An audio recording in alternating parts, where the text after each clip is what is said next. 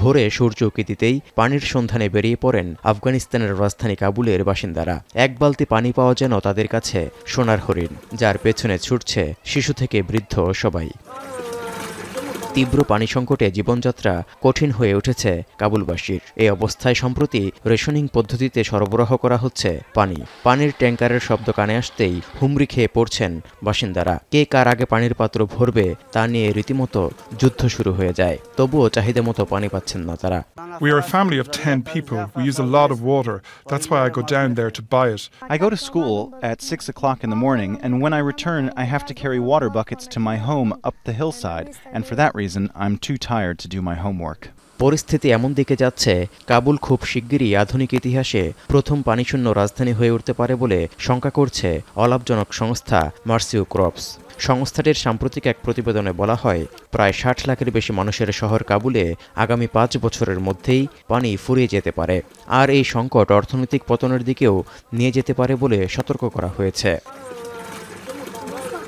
জনসংখ্যা বৃদ্ধি, জলবায়ু পরিবর্তনের প্রভাব এবং মাটির নিচে থেকে অতিরিক্ত পানি উত্তোলনের কারণে ভূগর্ভস্থ পানির স্তর 25 থেকে 30 মিটার নিচে নেমে গেছে, যার কারণে কাবুলে প্রায় অর্ধেক কূপ ইতিমধ্যেই শুকিয়ে গেছে। পানির তীব্র সংকটের পেছনে অপচয়কেও বড় কারণ হিসেবে দেখছেন কর্তৃপক্ষ। As you know, we faced drought for the last few years. Kabul's water level drops because of a few factors. First, there was very little rain. Second, the population in the cities increased. And third, people used to waste a lot of water.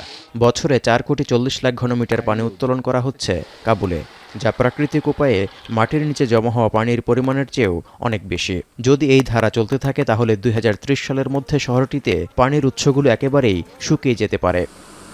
অনিরাপদ sanitation ব্যবস্থা ও কারখানার বর্জ্যের কারণে জীবাণু ছড়িয়ে কাবুলের 80% ভূগর্ভস্থ পানি বিষাক্ত হয়ে উঠেছে বলেও দাবি মার্সিও ক্রপসের।